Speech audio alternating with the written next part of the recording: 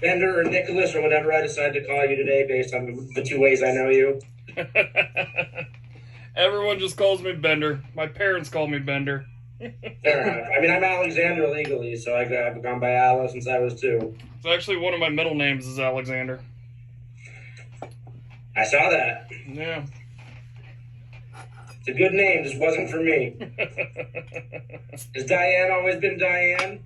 Yep, and no middle name. I don't have a middle name either. My parents didn't love me enough. It's okay, I've got 2. My mother absolutely hated her middle name. It was Evangeline. And so she's like, no middle names for anybody. Fair enough. Yeah. How's everybody's week been? Been good. Yeah, all right. Busy as always, but, pretty good. Anything new and exciting coming out of the Upland fermentory?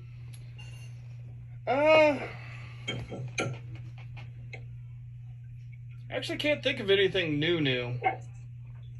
I don't know, that's not true. They're doing something. I don't remember what it is, though. Yeah. How have you guys been? Been good. Philly was awesome. Nice. Yeah. Philly was a good time. I've never been. Cool city to explore. Interesting. I mean, I didn't do a ton of the beer scene. I hit a couple places, but there's definitely not as much prestige or people like, you have to go here, you have to go there. It's like, the places I went were solid, but there's, outside of like, there's an other half and a Tired Hands tap room there, which people like, you got to go to. I'm like, Yeah. But I met up with Patty, who's been part of this group and part of the like certified Cicerone. She was there. She's from Pennsylvania. She was there for a weekend, and she saw I was in town. We met up and had a beer, which was kind of cool. Nice. Yeah. She has done the test once before, right? She passed the one. She hasn't passed. She's going to be in my tasting exam on the 28th. Oh, cool. Yeah. She's going up to Boston area? Yeah, she's coming up to Boston for that because they don't do tasting exams anywhere in like PA or anywhere kind of close to. The first one she did was in New York, and so she's coming to Boston to do this one. Yeah. So that was kind of cool getting to meet one of y'all in person. There's no head on this amber ale. I mean, I'm not that surprised, but I got the Bell's amber. Same. I got Fat Tire. And, nice. Yeah, it's good. And no real head on mine either. Vienna was hard to find. Me too. Ooh. Of course, Vermont. Yeah. Yeah. I was going to say, for us, it's about the best of the options. Easy breezy, yeah. Closest I could come up with. Modelo? Modelo. I almost snagged a Pacifico or a Modelo or something like that just to have it as a backup, but I was able to snag some Von Trapp. Hey, Nick. Hi, Nick. The brewery up here called Black Flannel, it's going to do a Belgian beer discussion and tasting the night of the 21st, so I think I'm going to try to get to that. Oh, cool. So, yeah, I'm in the Belgian, I'm doing the Belgian beers right now, so really good time. Their food at Black Flannel was fantastic. Yeah. Actually, that's where my Facebook profile picture was taken. Oh, yeah? Yeah. Yeah, because I was wearing my Black Flannel at Black Flannel. So there you go. That is a great name for a brewery, too. Just, Isn't it? Yeah. I went there for brunch when I was up there in October, and the food was great. It's really good. They're doing their distilleries up and running now as well. So they have the distillery and the brewery. Yeah. They're doing really well. I think they either have a certified or they have Cicerone on staff. So that's the person who's doing the tastings. So it'll be nice. What's up, John? Hello. How's everyone doing? Good. How you doing? Good. Just as a reminder, we're being filmed. It was a struggle to find Vienna, so I had to go with 2 Mexican styles. Which one did you get? I went with Victoria and Dos Equis Amber Especial. Yeah. And then we have a brewery here, Oak Creek Brewing. They do an amber. So, but it was a little hard to find Vienna. Yeah, both of these were tricky, but there's just a lot, even in the 2015 BJCP, that are out of date or just not widespread beer for more regional. Well, I mean, Vienna is dying. Vienna lager is pretty much... Yeah, out. Yeah. This is the best one. Which one did you get, Nick? What do you got? It's from a local brewery called Fair State. I can't sing enough praises about how good this beer is. I went to Fair State when I was in Minneapolis a couple of years ago. Awesome. Had a really nice rice lager there. Is there any breweries you haven't been to yet, Aloe? There's a handful. I've never been to Indianapolis. I've never been to Arizona, so I gotta come out your guys' way and hang out. Yep. No, I should be keeping track. I'm not good at numbers. Like I stopped using Untapped for a while, and then I got back into it. But I'm just not rating things anymore. And so when I lived in San Diego over the course of a year and a half, I made it to 70 out of the 140 something that were there. So I made just about half.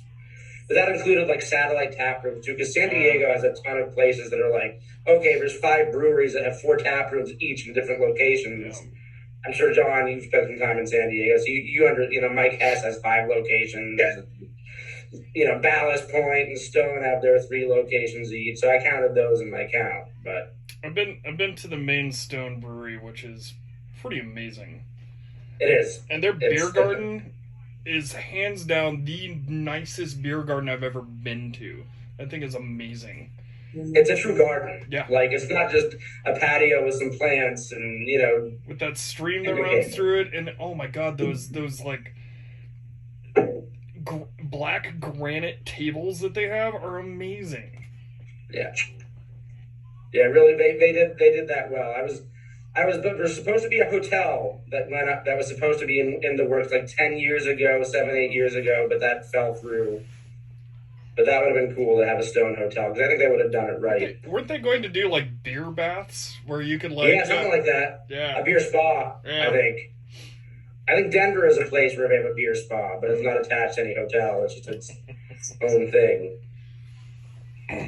I'd check out a Brewdog hotel at some point, despite all the vitriol Brewdog gets, but I'd do it just for the experience. Actually, I think the Brewdog in Indianapolis went under. I don't think it's there anymore. I never made it to it, but I've been hardcore studying. I'm in the month. I got 3 weeks until my exam, so I'm... You got this, man. You can do it. I'm counting down. Yes, you do. I woke up yesterday morning. I couldn't, like, there's birds chirping nonstop outside my window, and I was just like wide awake at 5:30. So I was like, all right, I'm gonna drag myself out of bed and make flashcards. So that's what I did from like 6 until about 8:30. Was just sit and make flashcards. I'm useless after 7 p.m. Like usually, like this is great, but if I'm on my own to like force myself to learn or study or take in information, I'm pretty useless. So morning times are when I have to capitalize on being sharp and studying and retaining the information. Because at this point, it's rereading and quizzing myself. There's no more tasting beer I can read. Yeah. Mm-hmm. Oh, I got the Pints and Panels books. Those things are nice. amazing. I got one of them. Well, I ordered one of the books and I got the PDFs of all of those and started going through them and I was like, wow, this is exactly what I've been looking for. Nice.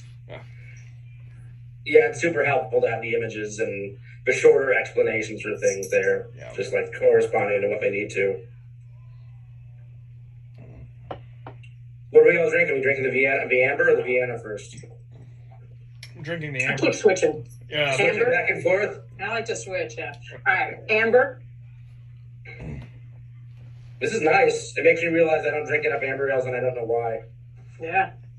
Oh, that's so different with your Vienna, because my Amber and my Vienna are very similar. These are the two Viennas. This one is the Dos Equis, and this one is the Victoria.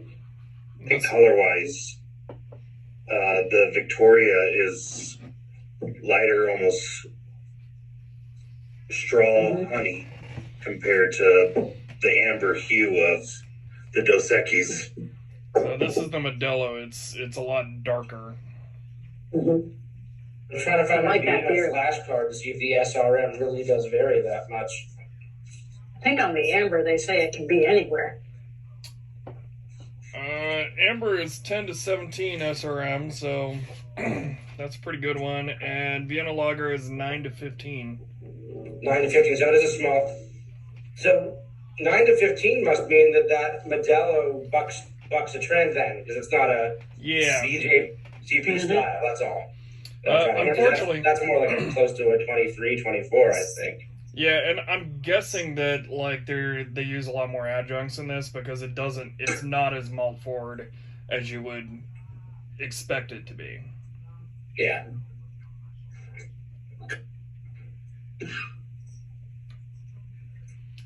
All right, what are we matching up an amber with for food, Ella?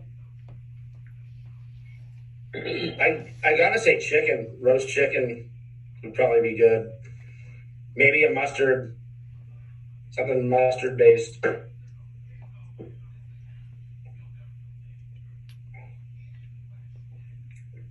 mean, there's enough of that maltiness, and a little. There's not. I mean, in the Bells, I don't get much hop presence, as most American styles seem to have a little bit of hop presence, but I get the bitterness. I don't get much aroma for hops. No, I get Just a little fruitiness. Just the whisker of fruitiness. A whisker of fruitiness. I like that. With I'm the going to write Vienna, that in my exam when I'm asked to talk about amber ales. A whisker of fruitiness. Diane says it's got a whisker of fruitiness. Credit Diane. Yeah. John? Mexican food or Thai food. Yeah.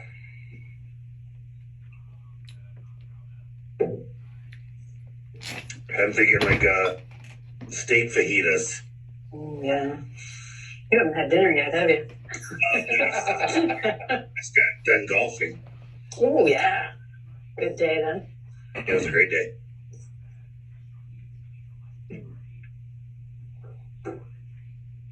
I like this. I need to drink more amber ales. I don't know why I don't. Because nobody's putting them in cans with cool labels, Aloe. That's why. Well, I mean, honestly, ambers are not a super common beer anymore. We used to do an amber, and it just like the people who drank it are very passionate, and unfortunately, there just wasn't enough of them. Also, it had a really cool name. It was called Rad Red. Nice. Yeah, I mean, it used to be back in the day, like, you opened a brew pub and you had a blonde ale and you had an amber ale and you had a porter and you had a stout and you had a terrible IPA. So. Yep. And now you got 10 IPAs and maybe a stout and maybe American IPA, double. Yeah. Sorry, go ahead. Well, it's all the different IPAs now. Man, they are going crazy, like quadruples and stuff. It's amazing. Quad IPA is just a barley wine. Just forget it. Yeah. But no, one of the things I'm trying to remember to do while tasting is that I'm trying to let them sit to room temp because that's how they'll be in the exam. Mm-hmm. Yeah. Like, it's tempting to want to get them out of the fridge and drink them and inherently get all the smells and taste, but they're going to be at room temp, so I'm trying to take them out of the fridge and let them have 5 or so minutes just to sit before I pour them and sit a couple more minutes. That really helps. So you can differentiate these two depending on which ones you have by color a little bit.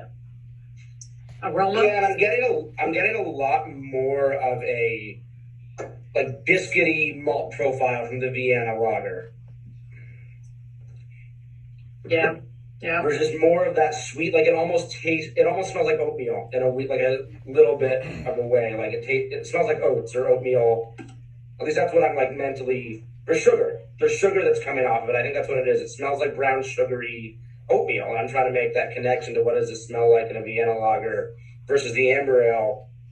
Like I'm getting more like, I don't want to say metal, but there's more of a like steely like taste or aroma to the amber ale. It tastes like, or smells, I don't know. The Vienna, the Dos Equis smells like an all dry malt extract homebrew. Mm-hmm. I think that's like the first style I brewed. Yeah. There's even a little bit of raisin. I don't know if you're getting that, Diane, on the Von Trapp. I'm getting a little bit of that raisiny. Not as intense as like a Belgian double or Belgian beer, but there's a tiny bit of that sweetness. It's just sweet raisin. Brown sugar, yeah. And that's probably because this is made with stewed malt. and the other one isn't. I think a Vienna lager uses Caramel Munich caramel malt, which would be more stewed than roasted. But I'd have to double check that. You don't know that? Come on, man. I don't. I fail the exam. Already. We might as well just end it now. Try again next year. Oh, Thanks for your support, guys. Who did we lose? I'm just curious.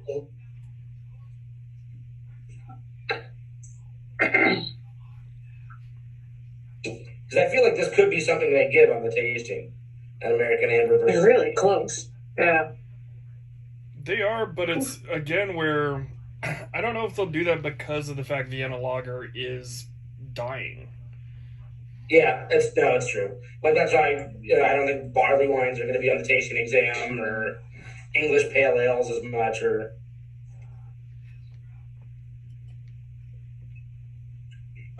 Yeah, it's interesting to see if they're going to want to stay as relevant as possible with the styles, or really want you to know classic styles that made other styles what they are. Mm-hmm. We'll have 12 different versions of a hazy IPA. Yeah. Oh. I quit. Mm-hmm.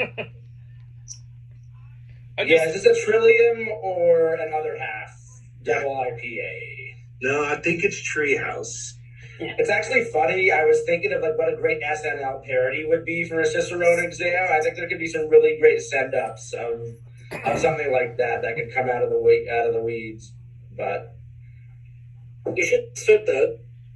after I'm done with the serious stuff, after when I'm looking to laugh it all off or exhale in about a month, then maybe I'll get into that. I'm already trying to wrangle friends. I'm like, all right, it's July 4th weekend. I'll be done with my week of exams. I want to go drink beer and not think about it. Like, I want to go to a great beer bar and just order beer and not think about what it is. I don't want to go to some dive and drink shit, but I want to go somewhere that I like the beer styles and not give a fuck what I'm drinking. Not have to think about it. I pulled up the exam times earlier today. I'm going to pick and register for my exam sometime soon. So Nice. sometime in the next couple days. So it'll put the boot in my ass to actually study. Yeah, that's where I'm at. I got the Chris Cohen manual, so I've been working on reading through that now. Actually, I contacted him, I emailed him, and was like, hey, I've got the 3.0, is it worth upgrading, blah, blah, blah, blah, blah. And he messaged me back and was like, not really, just keep that one for now. And I'm about to put out a course. Yeah. So if you are interested in that, let me know, and I'll give you a discount for it. And I'm like, well, okay. I mean, Oh, yeah. that might be worth it. Nice. Yeah. In terms of food pairing with Vienna, this screams like I want salt. I want this to cut through a bunch of salt, like pretzels, mustardy things. I think sausages and Vienna lagers are kind of a hand-in-hand pairing, grilled sausages. But yeah, this is something I just like. I want to drink this with something slightly salty and slightly I just want this with a mustard, something, a schnitzel, breaded schnitzel with mustard. Schnitzel is maybe exactly what I potato thought. salad. Yeah. Schnitzel is exactly what I was thinking on this. Was like, Yeah. that's what I want. Like a pretzel breaded schnitzel. Like you take pretzel breadcrumbs and so every year for Oktoberfest, the last probably decade now, I've been making Oktoberfest mac and cheese. Which is it started out with I'm just gonna put Oktoberfest beer in the cheese sauce, but it's evolved over the years to how Oktoberfesty can I make this? And so I put an Oktoberfest lager in the beer cheese sauce, but then I also do bratwurst and caramelized onions, like cut up and stewed with cheese. And then I do a toasted pretzel breadcrumb topping with a little bit of Dijon or whole grain mustard. I think you're going to market that in Germany, man. It's delicious. I'm not going to lie. It's one of my favorite. Like every year for Oktoberfest, I make a point of making that because it's just like a tradition at this point. And it's really good. And I use like a smoked Gouda, which there's no real like German cheese to use. That's the thing. But I think a smoked Gouda and a Märzen go like nicely together. So I use that as well as a cheddar for the base of the cheese sauce. All right. If you're ever hungry, We're I'll gonna send you. I can post a link to my recipe. It's we're on gonna my need a blog. recipe for this. Yeah. I'm getting it right now, and I'll pull a bender. If you don't subscribe to my blog, you can now. Uh-oh. Maybe not. There's been a critical error on this website. Uh-oh. Says I've been logged in. Yep. All right, that'll be a next week thing. Okay. I guess I need to check my blog out. But Just post it in the group chat. I will. Is it question time? Yeah, I think we should get down and dirty with some questions. Alright. Oh I shit. spent 2 hours making a bunch of flashcards for this yesterday, so I might as well put them to use. BRB. For us? Wow. Well, for me and for the greater us, for the greater good.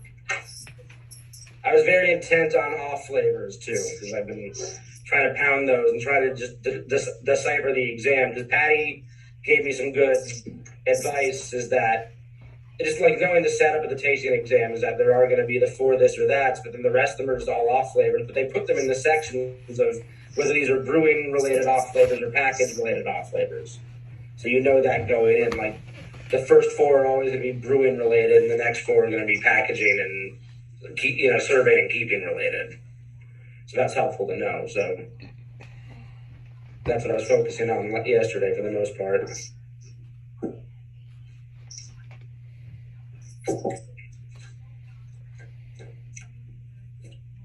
All right, do we just want to go around and ask each other questions? Why do I want to do this?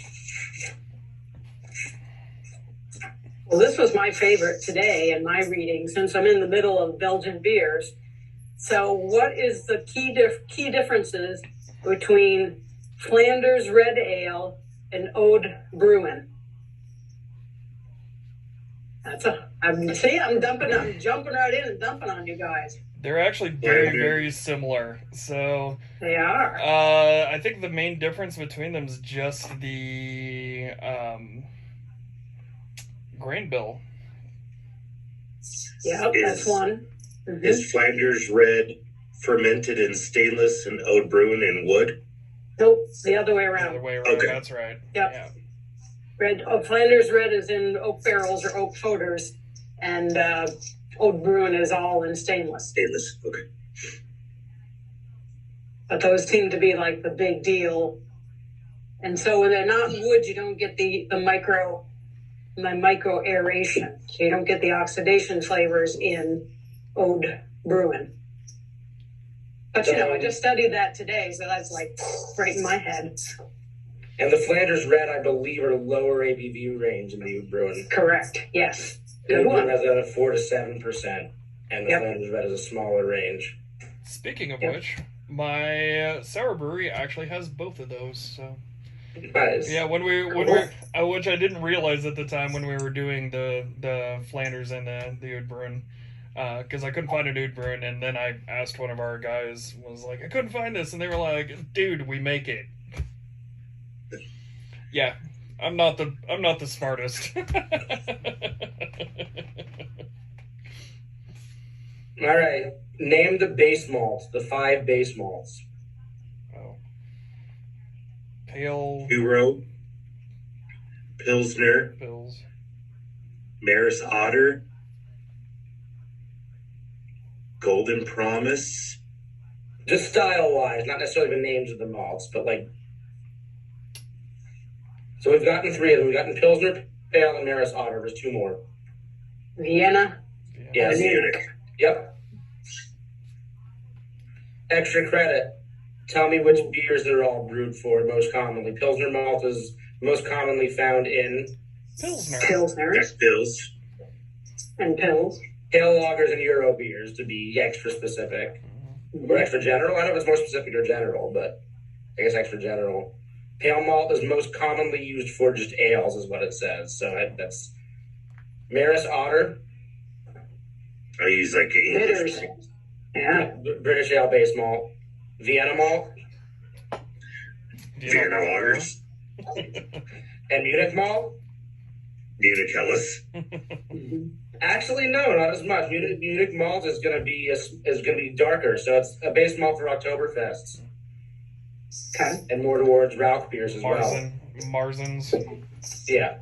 And in my reading today, Flanders Red, base of Vienna and Munich. Sometimes Pilsner. Cool. Hey, what do you know about Special B? That keeps coming up, and I'm not finding that anywhere. Special B malt. I'm not finding a lot of reading on that anywhere. Anybody got any thoughts on that? Give me 1 sec. I'll go get one of my malt books. Oh, all right. They keep bringing it up, like Special B malt. And I'm like, whoa, what's Special B? It mainly goes in Belgian doubles. Yeah. It's basically a very dark caramel malt. Oh, okay.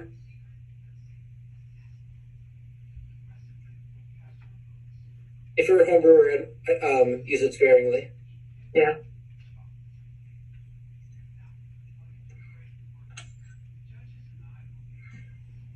And that was one of the other differences potentially between Flanders and Ode Bruin was Special B malt for Flanders, but not Ode Bruin. Also, okay, what are the regions again? Ode Bruin is from West Flanders, and Flanders is from East. That's going to be on the exam. Yep. Flanders is from. Damn, I did read that today.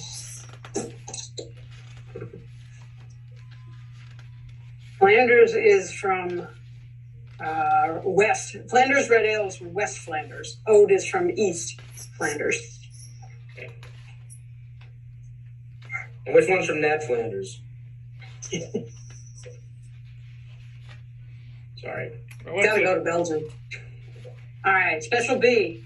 What do you got? I'm looking it up. Malt notes. Malt notes by Bender. I have to find it. It doesn't have a. Doesn't have an appendix. I don't either.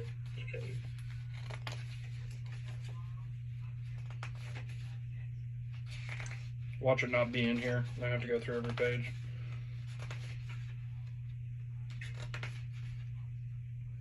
Continue, and I'll come back to it if I find it. Okay. All right, Nick or John got a question to ask? Just looking at something here. So, in Chris Cohen's flashcards, there's a section for Flanders and a section for Ode Bruin, and he's saying that the Flanders are typically aged in steel, and the Ode Bruins are aged in oak barrels. So yeah, there's some different. So in describe Flanders Red. These are complex sour ales that originated from East Flanders. They are originally brewed as a provision beer that developed some sourness. These are typically aged in steel. They're dark red to brown in color. They feature a dark malty fruitness and in some cases a caramel toffee or even chocolate character. The fruit character generally comes from the malt that may include flavors such as raisins, plum, fig, and dates. And then for Ode Bruin, his flashcard says these are complex sour ales from West Flanders. They are aged up to 2 years in oak barrels containing bacteria and yeast that sour the beer. The final beer is often blended with fresher beer to get the right level of acidity, which can range from moderate to intensely acidic like a red wine. They are very dry and sometimes acetic. Wow. So, Cicerone study guide, total opposite. Total opposite. So That's interesting. Yeah. That's an error on Chris Cohen's part. Yeah. I mean, I everything you said about Flanders, about the Burgundy of Belgium being like a robust red wine, that's all under the Flanders red ale in the Cicerone study guide. And the Total BJCP opposite. 2015 guidelines. Oh, which one? Yeah. Huh. That's really weird, John. That was weird.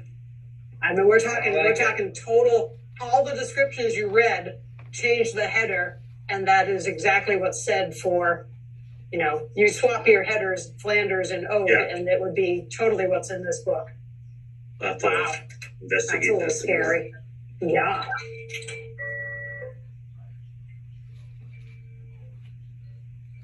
Huh.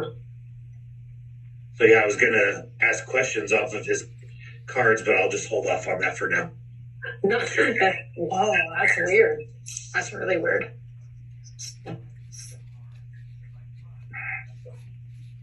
Well, my next one was going to be to name the steps of the brewing process.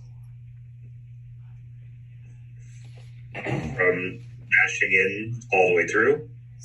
Sure, I with milling. Well, yeah, you got to mill. Mash. Yeah. So it's mill, Sorry. Mill, mash, louder, sparge, mash out, boil. I don't think that's an official. Boil. Huh? I don't think that's an official step that's on the guide. I mean, Is Vorloffing in the guide? don't think Yes, it's- as part of loadering, I yeah, think. but I don't think because it's an every time thing you're gonna ask to include it. Because you don't boil off every single time you brew. These are just they want you to know the stages that are always going to be part of the brewing process. All right, we got to boil. And then Boil, whirlpool, then cool. yeah, cool. Transfer to fermenter. Yep. Yeah, And and once then it hits, condition. once it hits fermenter, that's where you God, what's the word? Primary. Get your yeast. Yeah, pitch. Yeah. Yeah. And the hops isomerize during the boil, and that's how you get the isoalpha-acids. Yeah. Iso-alpha acids. That's a trippy one. Yeah. At the end of fermentation, what are we doing then? Crash. Check your final gravity for your parent attenuation and cool down your fermenter to help crash yeast. And you can filter, you can send it to the bright, you can bottle, cake, or can it off of the bright if you use brights. Basically, just conditioning. Yeah, it really depends on the beer because you can go to conditioning and that's a you Yeah. can go to lagering and that's a completely different one. Well, that's a good one. What are the different types? What are the different ways of clarification? Centrifuge. That's one. You can Fine. do that. You can Filter. plate filter. Filter. That's two. Chemical? Using fining agents. Binding agents. Yep. And there's one more. Time and temperature. Time and temperature.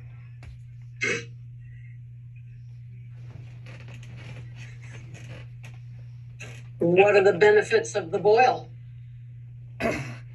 Kills off Sterilization of the anything wort. that would be living in it.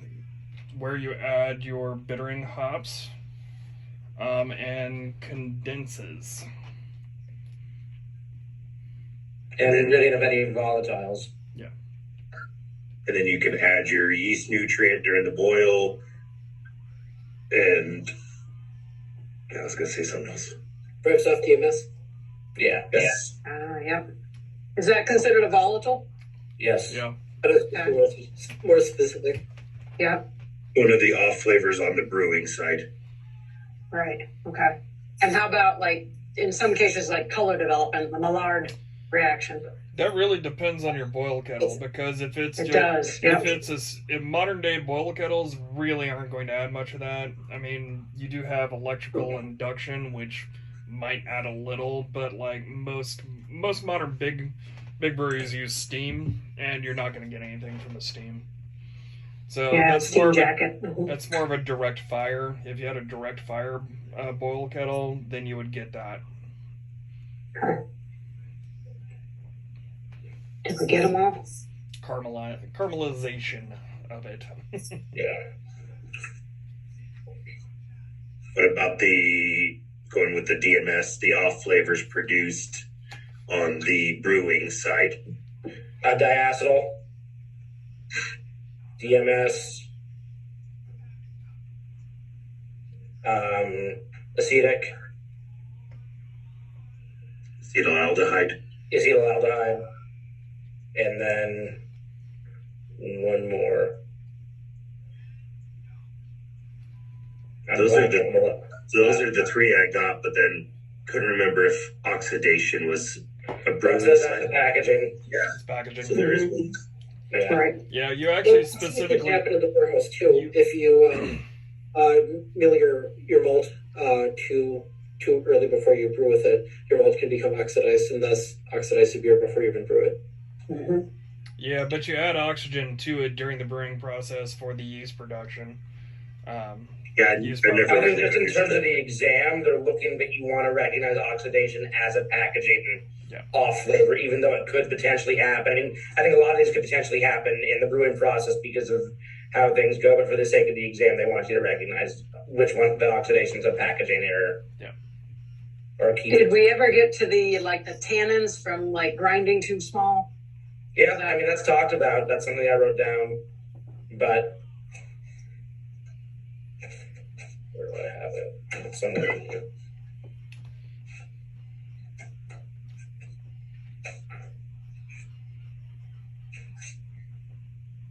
All right. What's resistance equal on the brewing system? Resistance equals something plus something, I'm not or certain. total resistance equals. Total resistance. Are you talking about a draft system resistance or? Yep. Ah, Draft system resistance. okay. Anyone else want this one? I have no idea. This is Bender's thing. Well, I mean, I know a little bit about it. Just a bit. Actually, this is an area, I understand the resistance that's built into the system. So at 38 degrees, at 12 psi, you're going to maintain your 2.5 volumes of CO2. But beer does not want to really change much. So in the system, you have to build in the same amount of resistance that you're pushing with. So if you're pushing with 12 psi of CO2, then you need to build into that system 12 psi of resistance into it. If it's 22 psi, then you have to build that in. Now, I get a little confused what they're meaning about total resistance. I'm not certain if they're meaning the actual, what is the word? What is it I'm looking for?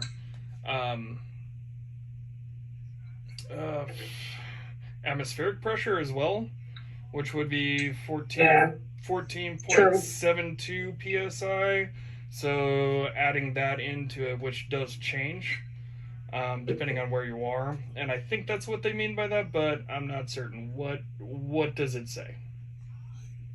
Well, that's good. I have to go look it up. Okay. I think it was dynamic, like the structure of the system, Okay. the distance, the height, all that kind of stuff, and then the what you need for the pressure to keep the volumes of CO2 where you want them to be. Okay, so I just gave all that information. Yeah. You did. So, you did. Yep. For every foot up you go, you add 0.5 psi. 0.5. And for every foot down you go, you subtract 0.5 psi. And it's actually not quite that. It's 0.47 And change. something like that. Yeah. Yeah. And that we refer to that as hydrostatic pressure, just so you guys know.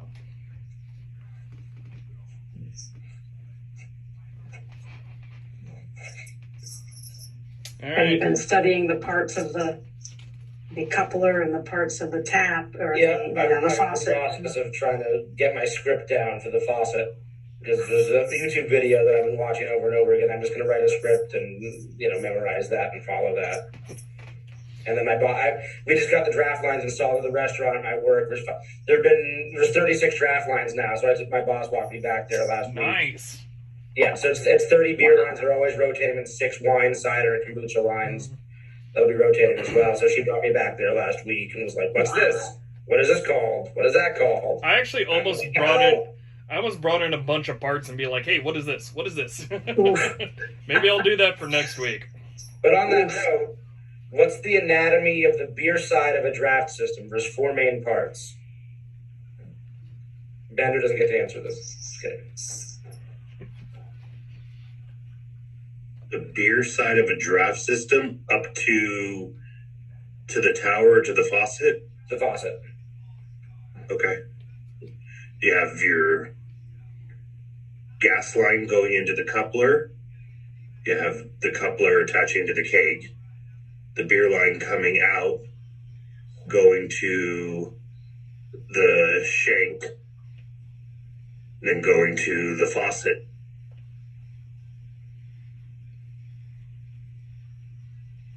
Yeah, I mean, it's interesting, actually. I took this right off of the Cicerone guide, but the ones they gave me were coupler, jumper lines, trunk lines, and then fob detectors. So that's it may not have a trunk that's line. a long draw system. Maybe that's from okay. Anatomy of beer for long draw systems. Yeah. Okay. That's what I was. Sorry, that's probably what I should have written down. I just had beer side of a draft system, but that's for a long draw system. Yeah. And basically, all modern day long draw systems are going to go into a fob and then go into your trunk line. You have the jumper, the jumper before the fob. Yeah, so the jumper would go straight into the fob itself. Yeah. And for short draw systems, you still call it a jumper line or a beer line, but there's not anything else to it. So you actually had it right on a short draw. All right. What is a bung and a keystone? Ooh, Parts of a cask. yeah. That's right. The bung is the top hole that you drive the spile into. And there's two types of spiles. There is. What are those? Wood and plastic. Yep. One's it's- porous and the other is not. Hard and soft is I believe the terms that they referred to it as. Yeah. Go over. Would you mind going over what the keystone is, or somebody want to answer that just for my own? Yeah, sure. The keystone is actually the other stopper. So on the side of it. So you've got the bung up top and the keystones on the side, and that's what you drive the faucet into. The cock. Yep. I actually have a Firkin out in my van right now. Cool. I got given it as trade for some help on a draft system. You nerd. I am. I'm such a fucking I didn't say that like a bad thing. No, it's a good thing. It's a good thing. Yeah, I have a 3-gallon one, but for homebrew. Yeah. Nice. Yeah, this is the full Firkin, so okay. Nice. What are the different sizes of casks? Ooh, there's okay. Hold on, So hold on, many. hold on. There are a lot. There's three main ones that they want you to know. Yeah. Firkin is one. Yay. Firkin. Killa something. You're right on there. Yeah. Kelly Ken, something like that. It's something like that. Yeah, yeah. And then there's a Don't ask me to Hogshead. spell it. Yeah. Big ones. That's the biggest one. Hogshead. Yeah. Hogshead isn't one that you're going to run into. There's actually the two most common size. The smallest common size is one that you guys haven't gotten yet. Oh, the key. It's like. I know it, but I don't. The pen. Kelly Ken. It's a Kelly Ken is pen. the pen. It's a pen. Pen. Inner. Okay. And I think Firkin is around 9 gallons. The one that you're talking about, Diane, is around 20 gallons. Mm-hmm. And then I think a Hogshead is around 30 gallons. Yeah, that's the big one. And the pen is 5 gallons. Yeah. Okay.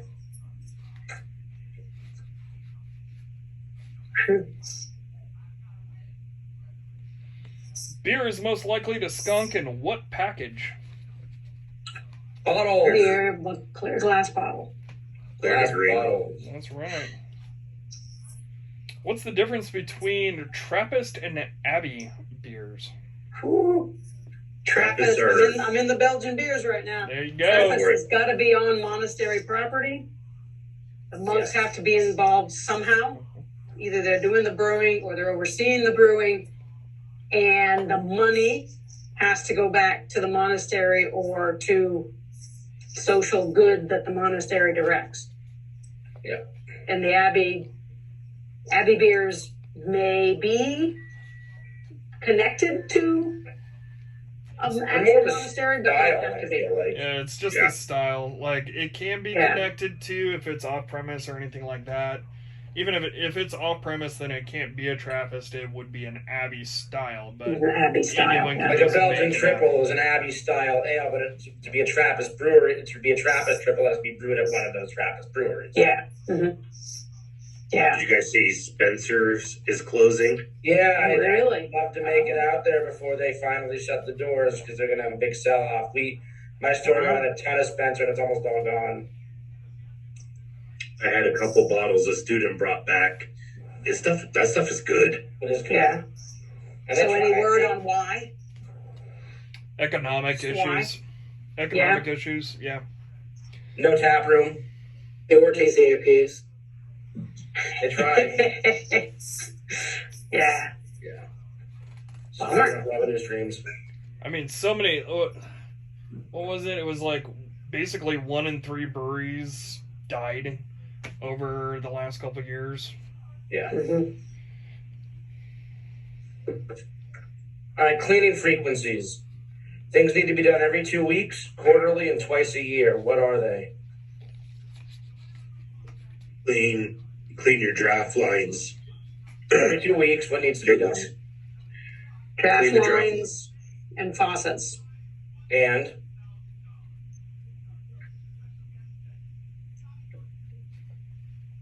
Ooh. FOB if you've got them. couplers and fobs need to be cleaned, not disassembled, but they need to be cleaned. Yeah. And what draft line solution goes into the every 2 week cleaning? 2 to 3%. Potassium hydroxide or Or Sodium what's commonly hydroxide. called What's it normally called? lye. Oh, that would be sodium hydroxide. What's it commonly called? Disinfectant? No. Yeah, we never call it that. There's a very common name. Caustic. That's Caustic. right. Yeah, there you go. Every 3 months, quarterly, what has to happen? Clean the beer Disassemble lines with couplers. Oops. Go ahead. Sorry. clean the beer line with acid. Yep, Clean, that's it. clean. Yeah, And then twice a year, what needs to happen? the fob tear down and clean. Yeah, fob and coupler disassembled and hand detailed. Oh, couplers are 6 months, not 3 months. Whoops. Yeah. Couplers and fobs. I mean, I'm sure it wouldn't hurt if you did it every 3 months, but yeah. By way of the book, twice a year, fobs and couplers completely disassembled and hand detailed. And now the yearly. What's every year? Change out lines, final lines, depending on their wear. Jumper lines. Yes. Jumper Yeah. lines. Anything else? Not that I have on my note card, but maybe. These are all straight from Cicerone stuff. I hope there's nothing else. Really, there isn't much. It's really like that. During that time, it's best to tear everything apart, rebuild anything, and replace anything that would need to be replaced at that Got time. it. So like an inventory type Yeah. thing. Taking stock. I like to yearly replace basically all of the rubber bits. So Oh, dear. any of the gaskets that are in there, I like to replace them just to make sure that they're good for another year. So, all right, ready? Yep. What is a nucleation site? On the bottom of a pint glass, it's etched, and it helps to release CO2 in the beer to help promote a foam head, but it also helps to decarb your beer. So if you don't consume your beer fast, it goes flat. Oh, yeah. That is a Right. purposeful nucleation site. Also, The bad nucleation. one isn't the bad one. You can promote gushing, like you get them. You got these little sites in a bottle, and you get these buildups, and when Yep. you open the bottle, you get gushing. You can Potentially. also get it in draft systems from the formation of beer stone. Beer So stone oxalate. yeah, Yeah. beer stone will literally rip the CO2 out of solution. So you're being very quiet, Nick. Oh, I'm not in a study cycle right now. This is something that I'm probably going to do next year. Yes. But this is all very helpful to me because I'm mainly studying the soil aspects for the BJCP, and so talking about draft systems is definitely outside my comfort zone right now. Okay, Nick. I am a beer that is 3 to 6 SRM. I am a beer that is 7.5 to 10.5% alcohol with 22 to 35 IBUs. Key flavors of apple, white pepper, and light sweet malt. What am I?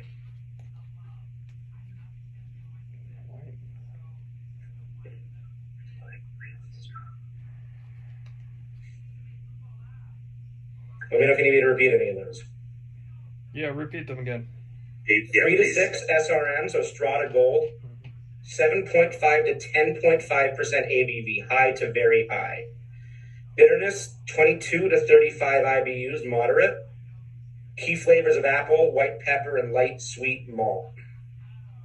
I think we're in the Belgian family, and I think we're triple, maybe.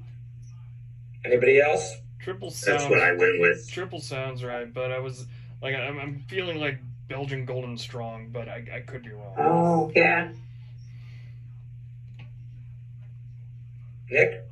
I thought it was a Belgian Golden Strong because I thought that a triple ended at 10. So the fact that it's 10.5 means I don't think it's a triple, but obviously my numbers could be wrong in my head. So I read it. Good job. What? You guys, not a triple. Belgian Another way to family. note that is that a triple, typically a classic Belgian triple, is going to be darker. It's going to be up in that okay. 8. It's going to be 4 to 8. It's going to be golden. Belgian. It's funny because the Belgian Golden Strong, but the Belgian triple is going to be a darker gold. It's going to be that kind of like dark yellow. Like I like to think of it like syrupy almost. It's like that dark yellow, like real gold. This is Strata Gold. So that 3, like everything of 3 to Belgian as 3 is to German. A 3 is a Munich Helles in color. Yeah. And almost in some Pilsners. Like 2 to 4 is wit beer, Helles, Pilsner. A Belgian triple is going to be 4 to 8, more on that 7 to 8 range. So that's another way to go, apart from the ABV. But you're right, the Belgian triple does end at 10. Yeah. So. Okay. And again, also those key flavors of apple, white pepper, those aren't found as much in a Belgian triple. Belgian triples are going to be more, there's not going to be as much white pepper. Like white pepper stays on in Belgian Golden Strong because of the highest fermentation temperatures. Good one. Got a couple more of those, Aloe? Yeah. Hell, I'll just put mine down then. Let's do this. I am a beer that is 3.5 to 5 SRM, 4.4 to 5.2% alcohol, with a bitterness of 18 to 30 IBUs. So Strata Light Gold, low to mild alcohol, and moderate bitterness. Best bitter?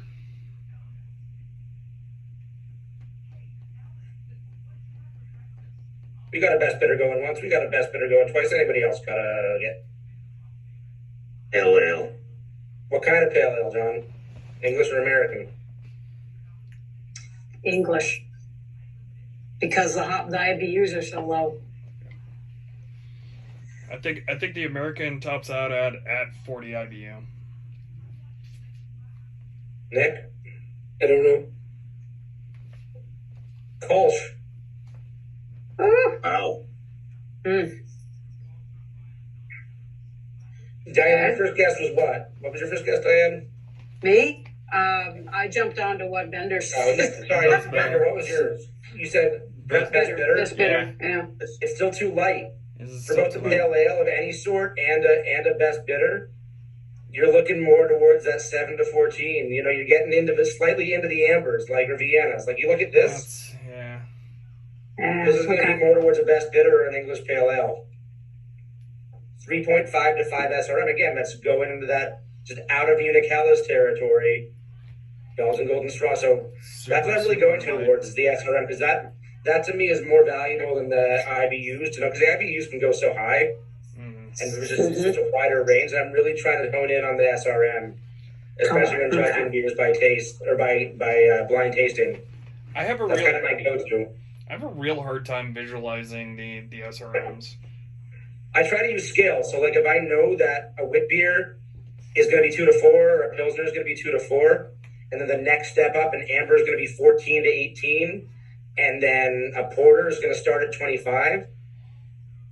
If you know kind of like guideposts, and you can fit things in between those, that's what I've been trying to do. That makes sense. I should try looking at it that way. And then also, like, alcohol heat, like, when the blind tasting I did on Thursday with my bosses, it was American IPA versus American Double IPA. It was Wit versus Weiss, and it was English Porter versus American Porter. And there was one. It was Belgian Double versus Weizenbach. And I got all of them except for the English versus American Porter. Yeah. And that was basically going by what I smelled with alcohol heat or none, and the SRM. Yeah. So I'm pretty decent at distinguishing high ABV versus low ABV. And you can pretty much rule, like, if something isn't high ABV, you can pretty much rule out a Belgian beer. Right. With that in the East, I mean, unless it's a Saison at 6.5%, which Saison DuPont may very well be used on this tasting exam. But I think they're going to give you a Saison versus a Belgian Triple or a Belgian Golden Strong, which will be trickier. But Belgian Golden Strong versus Saison will be trickier. But a Saison versus a Belgian Triple, you're not going to get that dark, deep gold color, and you're not going to get that rich, like what I call honeysuckle, those rich notes in a Belgian Triple. They're like thick, they're viscous, it's syrupy. That's just what I use in my mind. It's almost like a maple syrupy like connotation that I connect a Belgian Triple to. So that's what I've just tried. And the English versus American Porter was hard because I got this like musty smell from the American Porter and a little bit of a dry mouthfeel, which it led me to think it was English. Because English yeast and English hops can be kind of that old, dry, musty, but it was Anchor Porter. So that's one I need to go back and revisit. But I also don't believe on this exam they're going to give you styles like American versus English X. I think they're going to give you, is this an English Porter versus a sweet stout or something. I don't think they're going to give you two of the same styles. I don't believe. I could be wrong. Like, I think they're going to give you an American IPA versus a best bitter. I think that's probably going to be more advanced or master where you're Yeah. going against. Right. Yeah. So my bosses are purposely going hard on me, which I appreciate. But like the Wit versus Weiss, I mean, I just think, okay, straight up banana or American IPA, straight up grapefruit. Like I had a Stone IPA a couple hours ago, and I was like, this is just straight up grapefruit in your face. And that's how, like, those silly little things that kind of sound like simple and funny are how I remember that. It is, it's straight grapefruit, like it's juicy in an old school juicy way. So I'm just trying to come up with any connotation I can to get it to stick, like banana bread. The Belgian Double versus Weizenbach was tough because I'd only had my mind blown by Roquefort 6, which is a blonde Belgian Double. It's not the same color as typical Belgian Doubles. It was so discriminating. Sorry, go ahead. Discrimination. Like I find that very difficult because they have so much in common in many cases. You really have to like read the style guidelines carefully and identify like what's discriminating. Like to basically develop this mental tree chart for like, okay, this is what I'm tasting, so it's either this, but it has this in it, so it excludes all others. Yeah, they're very tricky to do in my mind. Yeah, so the Cicerone books that I have are talking about charting beers out, like graphing where they're at with SRM and stuff. Is anybody using that kind of thing? It's probably not a bad idea, but I could. Some I people did like to color see all the boxes. boxes. You colored the boxes, John? Yeah. So I thought they're about it. I haven't done it, but yeah, I did. I used colored pencils, and then I boxed off like the SRM and the ABV, and then you could see, and then I did a little box, and I named by the color, named the beer, but then you see how much overlap there is in a lot of beers. Stand by, I'll go grab one. You want me to give you another style? sure. All right. I'm a beer with an SRM of 14 to 25. I'm 6.5 to 10% ABV, 17 to 35 IBU. And I can give you like the quantitative, like I can be like amber to ruby brown if you want me to add those in, if that helps. It helps me anyway. Okay, so color amber to ruby brown, alcohol moderate to high, bitterness low. And I can give you key flavors if you want me to do that too. But I don't want to give it away, but I can give a couple key flavors. Ooh.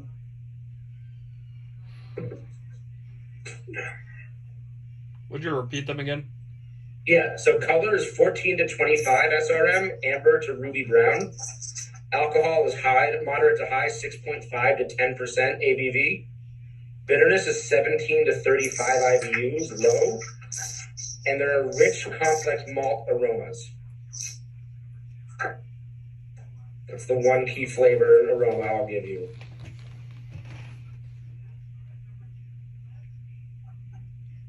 So Vienna. I think we've got a. It feels like a barley wine.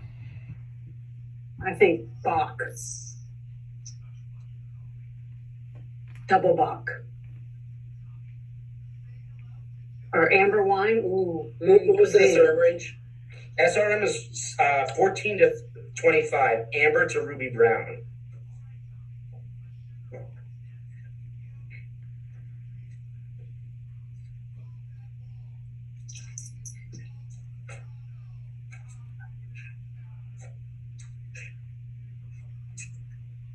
And 6.5 to 10% alcohol. Yeah.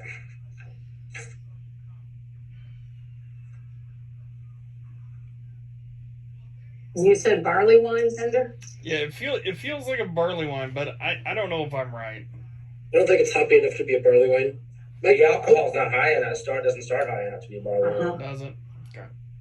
Yeah, Doppelbock. I guess is Weissenbach, but I'm not at all sure.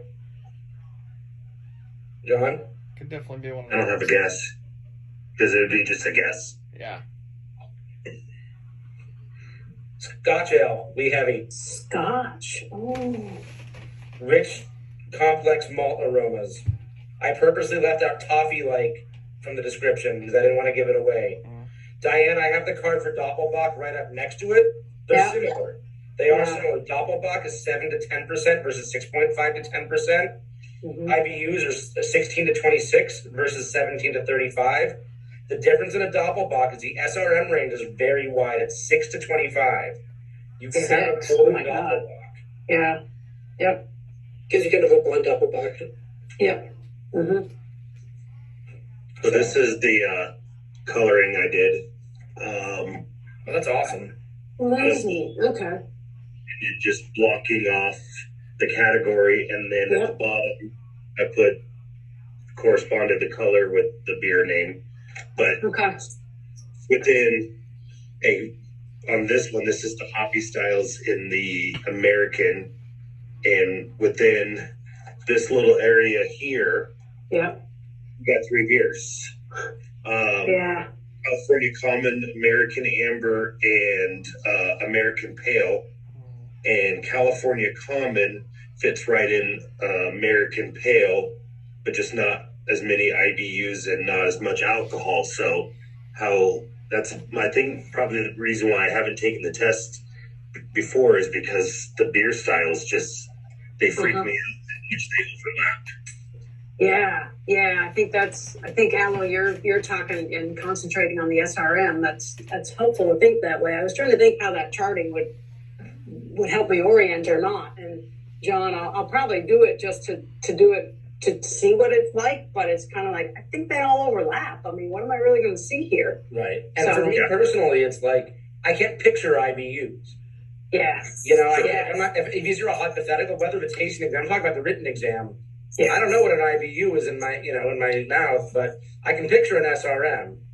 Yep. And I can also rule out if I have the alcohol, if it's anything, under 9, you're not going to find a German beer necessarily that's over 9%, apart from Doppelbock, but most of the Bocks are going to be that 7.5 to 9% range, apart from an Ice Bock.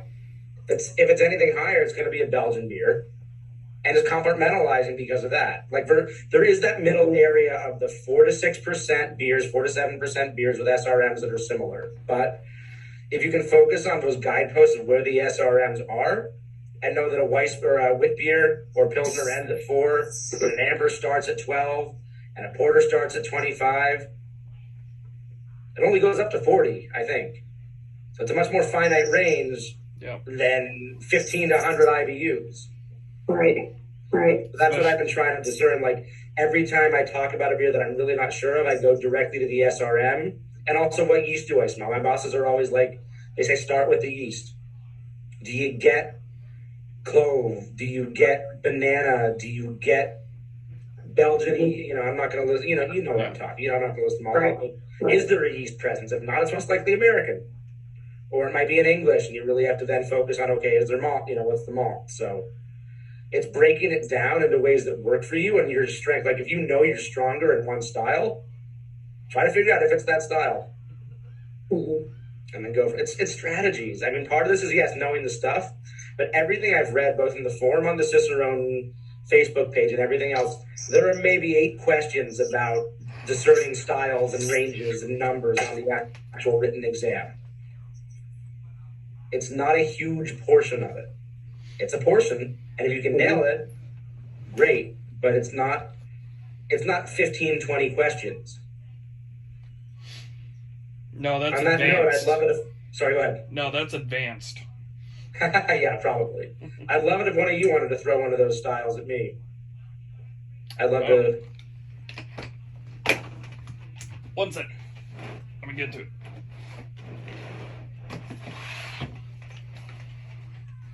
All right. I am a beer that is 6 to 14 SRM, 60 to 120 IBUs, 7.5 to 10% ABV. American double IPA. It was easy. I said BVA, so I appreciate it. It's the IBUs that gave it away. If it was any lower IBU range, I may have gone something else, but... Yeah. I am 10 to 17 SRM. I thought you were going to say percent. I was like, wait a minute. Woo! That's a barley wine. That's a Avery barley wine right there. 10 to 17 SRM, 25 to 40 IBUs, and 4.5 to 6.2 ABV. One more time and slower, please. 10 to 17 SRM, 25 to 40 IBUs, 4.5 to 6.2 ABV. So low to moderate alcohol, moderate to high bitterness, and an amberish colored beer.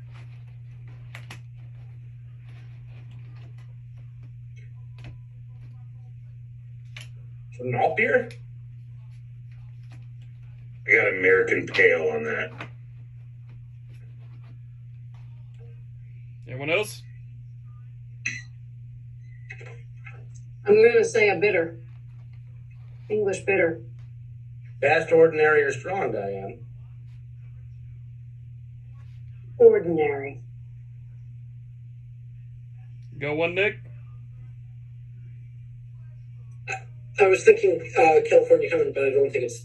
I think that's too dark. So I'm not sure. All right. It's the beer that we just drank. American Amber. Damn it, Bender. All right. Well, know. You had to go there. On that note, what should we drink next week? Yeah. what does anybody want to drink next week? What can we actually find other than Right. hazies on the shelf? Sure enough. Do we do something just German on top of this Vienna, like I don't know, What is there? Eisenbahn? Welsh versus Pilsner. We did that. Well, that's right. That was the first one. Yeah. Yeah. Have we ventured much into stouts? We did Oh, that yeah. last Yeah, week. we did. We did stouts. Yeah, we did stouts. John doesn't remember. He was too busy down in the stouts. That was good stout. That was good stout. We haven't really done porters. We haven't, but there's only, why don't we do American Porter and English Brown Ale, or I don't know. Anything close enough? It's also getting hot out, though. Yeah, Yeah. it's What are we drinking now? Is there? I think this is the We first did time. wit beer, right? American Yeah, we light did. lager versus American lager. Good luck. I am picking up my Amstel this week to start doing my off-flavor spiking. Why don't have we done You that? can international. What about wheats? Yeah. American wheat versus German wheat? Or is that too easy? A Or wheat not versus easy. a wit. Why don't we do American blonde versus Belgian blonde, or American wheat versus Belgian blonde, something like that? Okay, I like that. What was it? Someone pick. Why don't we do American blonde versus Belgian blonde? Because I think I can get both of those here. Yeah. Yeah, I know. I'd give it a Okay. 50-50. I don't know. American blonde versus Belgian blonde. No, American wheat. American wheat versus Belgian blonde? Is that what we said? Or American blonde versus I don't know. Belgian I mean, blonde? what makes the most sense? I mean, I think sticking with. Yeah, I mean, if they're not going to be doing two of the same style, why don't we do American wheat versus Belgian blonde? Because they're not going to be Okay. necessarily pitching a blonde versus a blonde on the exam. Yep. So American wheat versus Belgian blonde, which works. We have an over on in the fridge. Easy. Okay. And we'll come up with some more questions. Yep. More questions. More. Yeah, these style What- ones are fun. I think. We Yeah. should definitely do style Yeah. ones, but what else do you need to study, Aloe? I know draft systems was one of them. That's why we're throwing a bunch. Draft systems, a lot of them. I've gotten better this weekend at making the flashcards has really helped. Yeah. Drilling the styles into my head and talking about like going through, because the essay questions are also what's on my mind. Like they're going to ask me maybe what the history of a Belgian triple is and the first breweries to brew it and Uh-huh. things like that. So just maybe going through style cards and then diving deeper into the styles themselves. Like, okay, we've gone through, we've discerned this is a Munich Dunkel. What's the first Munich Dunkel or Doppelbock? You know, coming up with those facts surrounding the style. Okay. Because that's to be the bulk of the exam. Okay. And then, because I think everything, like, you know, I'm not overly confident, but I think everything else is pretty self-explanatory on the exam. I mean, it's processes, and those are very finite. Like, yeah, for me, and I think actually next weekend I'm going to sit a practice exam, and I'll really know what I do and don't need to work on. So, I think going through these style cards and then just having conversations about the styles themselves is going to be the most helpful. Which practice exam are you doing? I have 3 of the Chris Cohen ones. The ones on the Cicerone road to Cicerone, they're helpful, but they're not because they're all multiple choice, and that's not the format of the exam. Yeah. And for some that of doesn't get you anywhere. the ones we just did, like I'm a 5.3 to 6.3% this, and some of them, I don't know, some of the answers I feel can be subjective. Like I feel sometimes there's 2 answers that could be right, and then I just see my like 67% score, and I get discouraged. So I've really been trying to stay away from the online. The questions in the Road to Cicerone books are helpful, but Yeah. the online things are not. I've been staying away from them because they're not the format of the exam.